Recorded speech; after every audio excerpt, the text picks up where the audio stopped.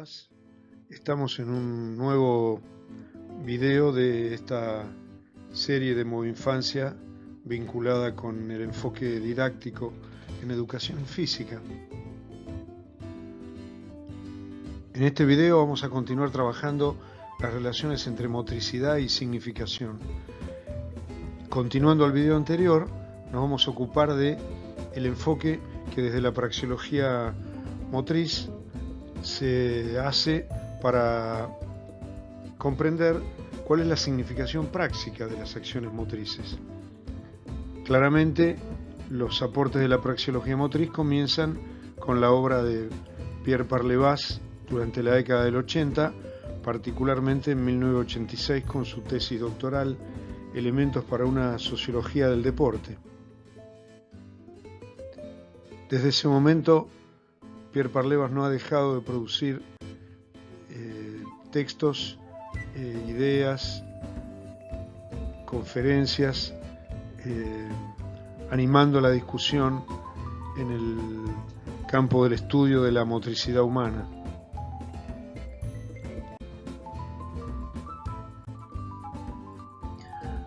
Justamente es Parlevas quien define desde los años 90 a la motricidad como el campo y la naturaleza de las conductas motrices. Entonces, a partir de esta definición comienza a conceptualizarse una nueva forma de pensar la motricidad humana. Lo habitual hasta ese momento, dicho con estas palabras o con otras, es que la motricidad era la capacidad de moverse que tienen los seres humanos, centrándonos en la estructura operacional que tienen las acciones motrices, es decir, cuáles son los mecanismos neurocognitivos para que se produzca la motricidad. Al definir Parlevas a la motricidad como el campo donde ocurren las conductas motrices, nos sitúa en una zona que nos hace pensar en la motricidad como el ámbito de realización de las acciones motrices. Quiere decir que a partir de ese momento la motricidad humana es vista en una doble perspectiva, o bien como la totalidad de las producciones culturales referidas a las prácticas motrices, o bien como la estructura operacional de la acción. Y en ese sentido se puede distinguir entre el estudio de la situación motriz, emparentado con el ámbito de realización de la acción, o con la conducta motriz, siendo la primera la perspectiva contextual y la segunda una perspectiva del sujeto. Lo que estoy explicando en esta diapositiva es una interpretación personal de esa génesis, no necesariamente un planteo hecho por el propio Parlevas, sino una interpretación mía a partir de la lectura de la obra de Parlevas.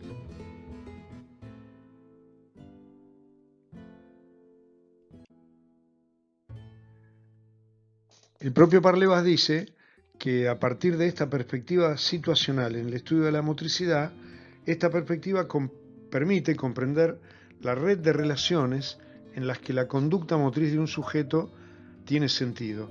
Y ahí Parlevas entonces distingue tres tipos de motricidad.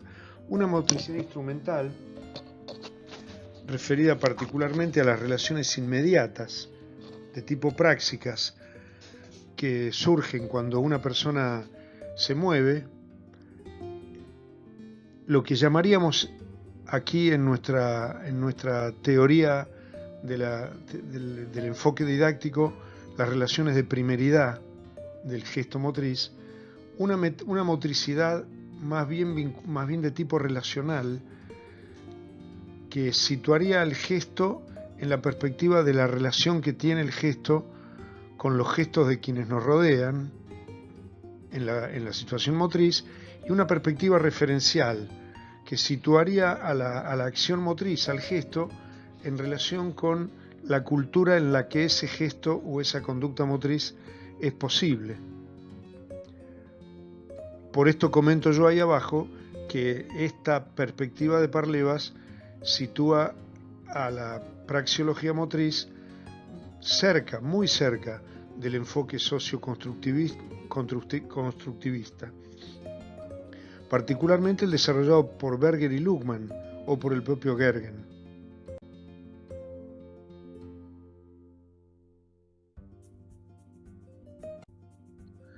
En ese sentido, vengo afirmando yo desde el 2010 que podría decirse que entonces, en una nueva forma de conceptualizar la motricidad, podría decirse que la motricidad ya no está en los sujetos, sino que es una propiedad que está entre los sujetos.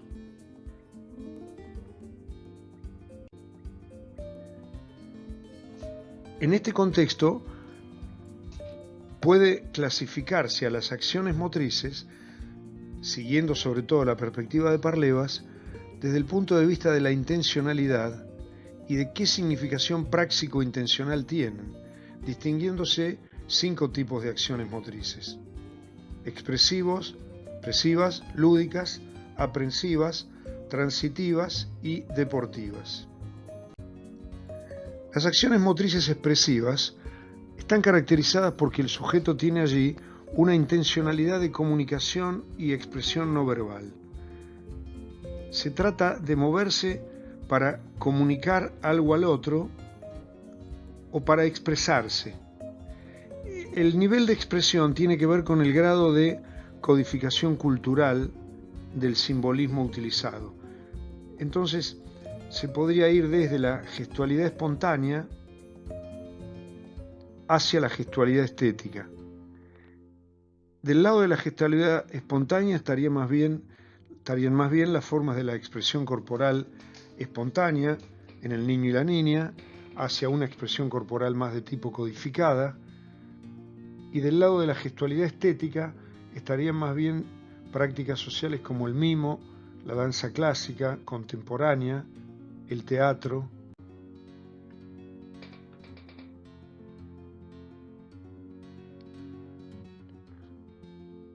En nuestro trabajo, los juegos que tienen que ver con el ritmo, las danzas populares, las rondas, los juegos de expresión, tienen que ver con las acciones motrices o involucran a las acciones motrices expresivas. Un segundo tipo serían las acciones motrices lúdicas. En estas es la diversión y la creación, la intencionalidad flotante en la conducta del sujeto. Es el devenir del juego como espacio libre de acechanzas, lo que la caracteriza. Recordemos el juego de carácter autotélico, es decir, sin una finalidad externa, aunque aclaramos nosotros, sin finalidad externa, pero con objetivo motor, en el caso de los juegos motores.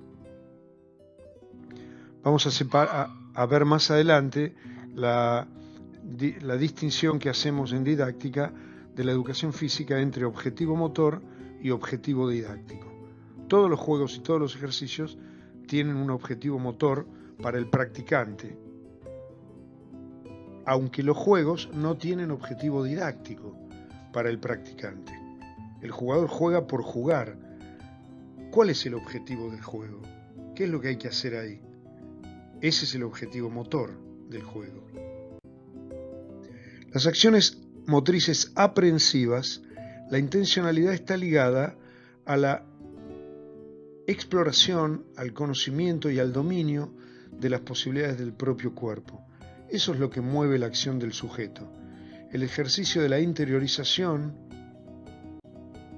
implican el ajuste motor global o por representación mental, el dominio del tono muscular, la respiración, etc.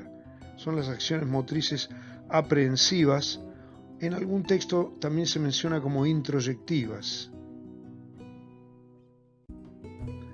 Las acciones motrices transitivas, la intencionalidad de los sujetos, está ligada a la exploración y el conocimiento y el dominio del cuerpo en su relación con el medio ambiente.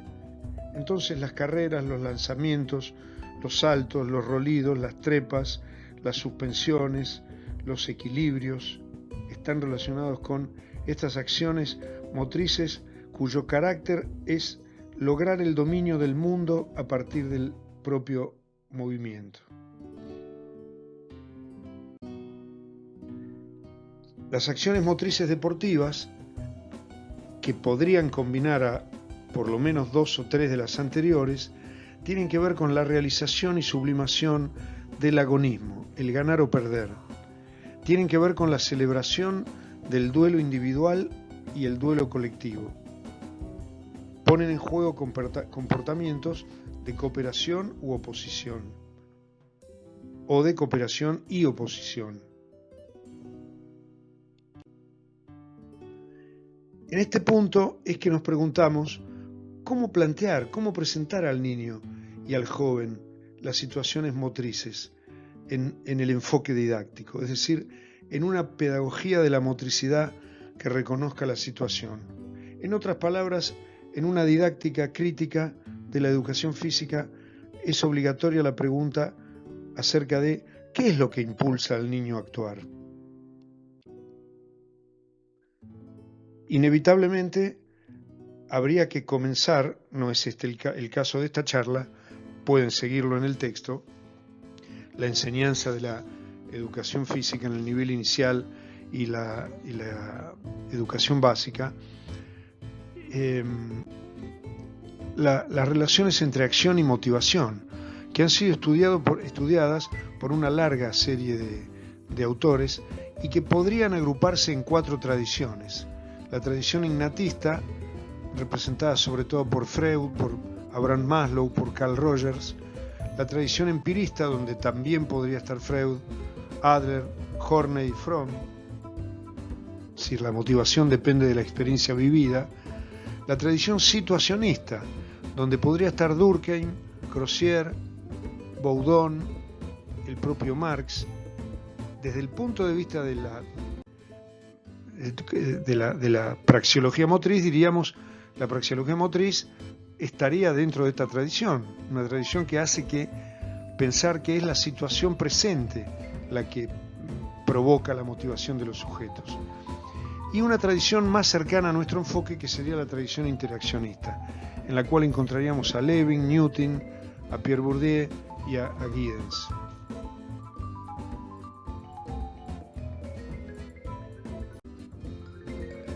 Las preguntas que surgen acá entonces serían: la significación, aquello que mueve al niño y a la niña y al joven a actuar, ¿emerge de la lógica interna de la situación motriz?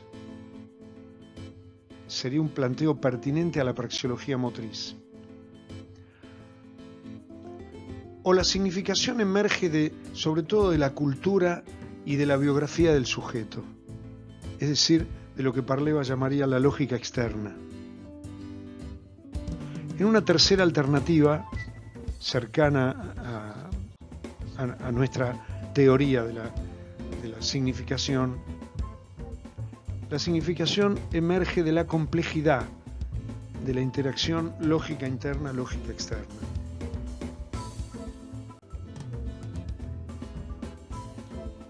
En este cuadro vemos 3 polos, 3 atractores que producirían lo que llamamos la esencia motivacional de las situaciones motrices, o un poco más adelante en el texto, núcleo de significación o fondo motivacional.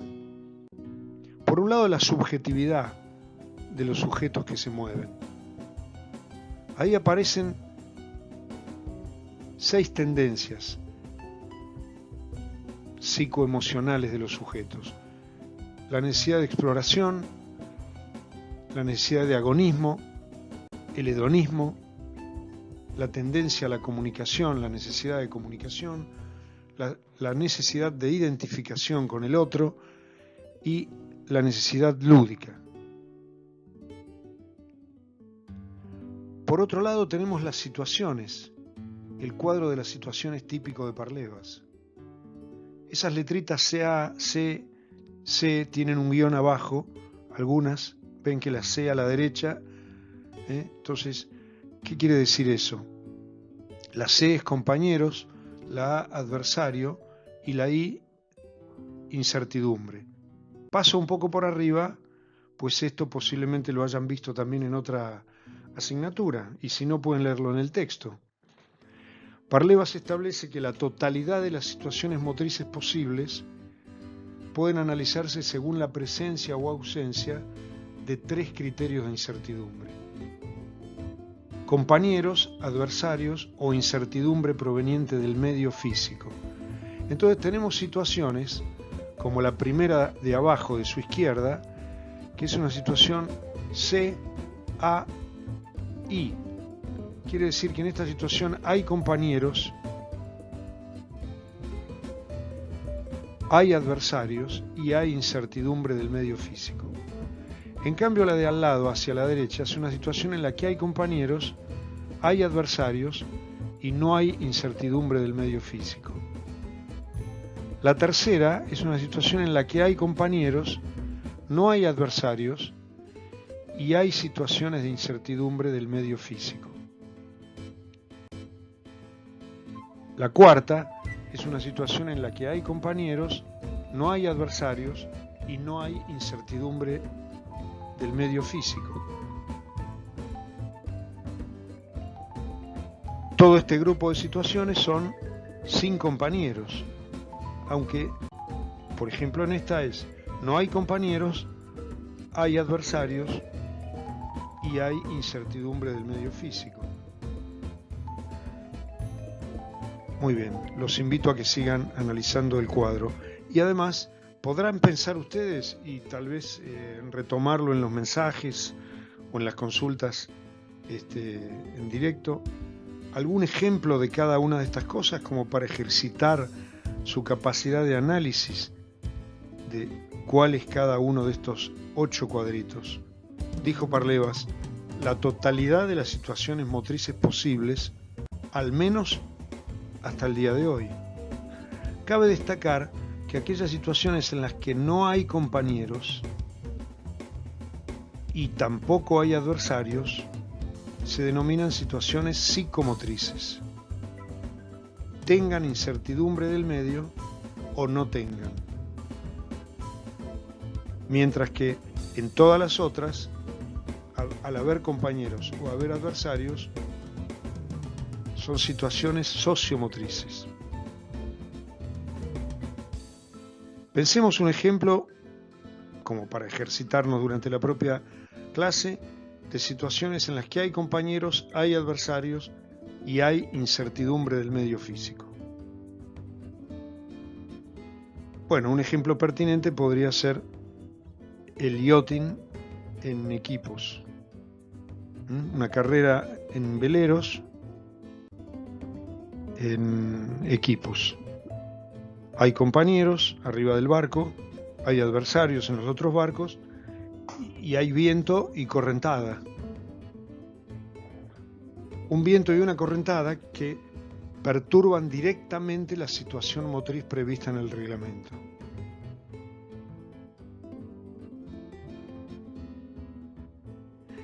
En cambio, en esta de al lado, hay compañeros, hay adversarios y no hay incertidumbre del medio. La situación típica serían los deportes de equipo con pelota. Hay compañeros, hay adversarios, pero la pelota no se mueve porque el medio físico la mueve. Se mueve porque es la incertidumbre que proviene del compañero o del adversario. Entonces tenemos por un lado, como análisis de la significación, la propia subjetividad del actor. Por otro lado, las condiciones de la situación. Pero por otro lado, enmarcamos la acción motriz del sujeto no únicamente como dependiendo de la situación, sino como dependiendo también del tipo de actividad cultural en la cual el sujeto está actuando. Es decir, lo que vimos en el video anterior, como el resultado del análisis sociogenético. Esto es lo que está explicado en el texto Hacia una praxeología dialéctica. Digamos que la praxeología, por llamarla de algún modo ortodoxa, centra su interés en el análisis de la relación entre acción y situación presente, mientras que el planteo de la praxeología dialéctica que propongo centra su análisis en los tres atractores de la significación.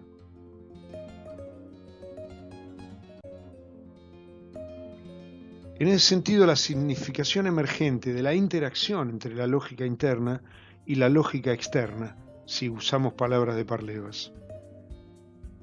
La esencia motivacional depende a la vez de la actividad cultural en la que el sujeto está actuando, como de la situación motriz que es característica de esa actividad,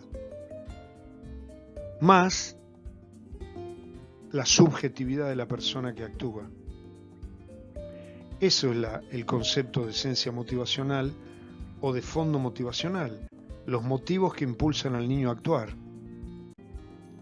En ese sentido, nosotros planteamos un cuadro que es el que da origen a la actividad de los practicum. Para la etapa 3 a 9 años, las actividades motrices típicas son las actividades con pequeño material. Al decir actividades pienso en ejercicios y juegos. Actividades de rolidos, apoyos, giros, parkour, etc. Actividades sobre ruedas, actividades de correr, saltar y lanzar, de tipo agonísticas.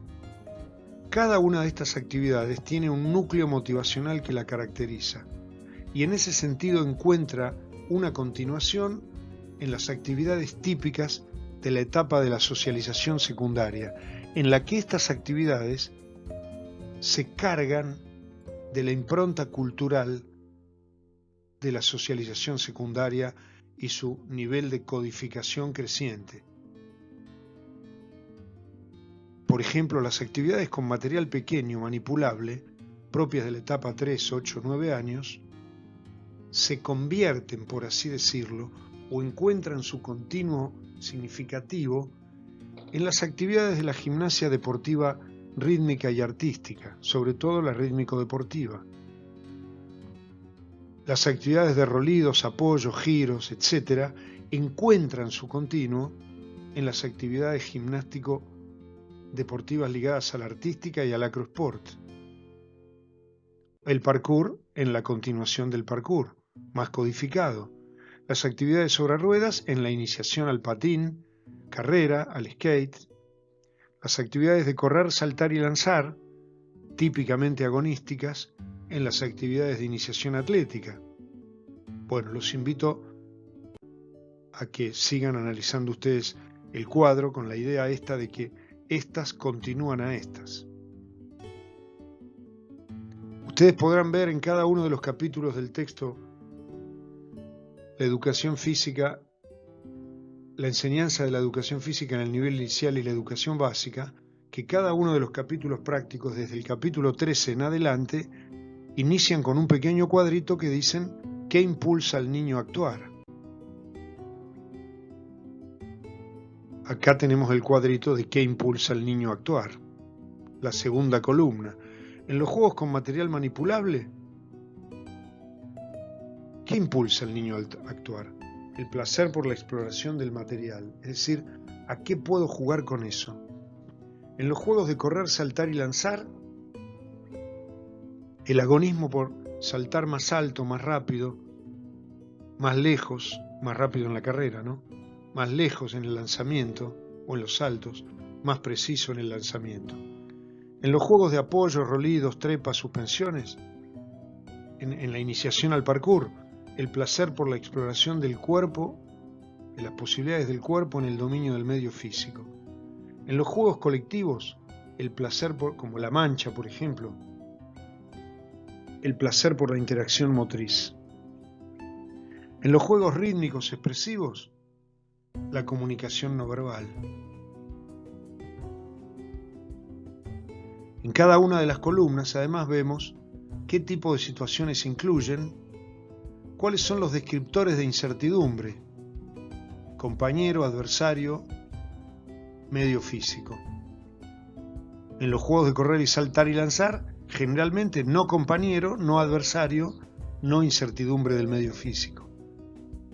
En los juegos de apoyo rolidos, no compañero, no adversario, no incertidumbre del medio físico, generalmente. Aunque también no compañero, no adversario e incertidumbre del medio. En los juegos colectivos tenemos las tres clases de situaciones. No compañeros, no adversarios, compañeros, adversarios, no incertidumbre del medio. Más abajo, compañeros, no adversarios, no incertidumbre, los juegos cooperativos. Y un tercer grupo, no compañeros, adversarios, no incertidumbre del medio. Por ejemplo, los juegos con pelota de 1 versus 1. También podemos encontrar acá el tipo de acciones incluidas en cada uno de estos grupos de actividades. Continuando, los juegos y actividades en el medio natural, su núcleo de significación es el gusto por la exploración y el dominio de un medio ambiente diferente. Las actividades de exploración y conocimiento del cuerpo, propiamente dichas, el núcleo de significación es el conocimiento y el desarrollo del propio cuerpo, ese tipo de interés. Generalmente son situaciones psicomotrices, diría Parlevas, que ponen en juego sobre todo acciones motrices aprensivas, lúdicas y expresivas. Los juegos de oposición y lucha, cuerpo a cuerpo, el núcleo motivacional es el agonismo, el ganarle al otro. Ponen en juego acciones de tipo transitivas y lúdicas y este tipo de descriptores de incertidumbre.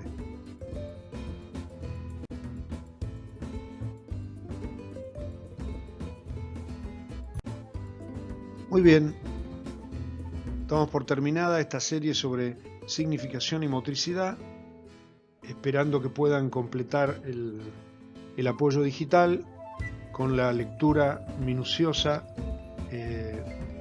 del texto.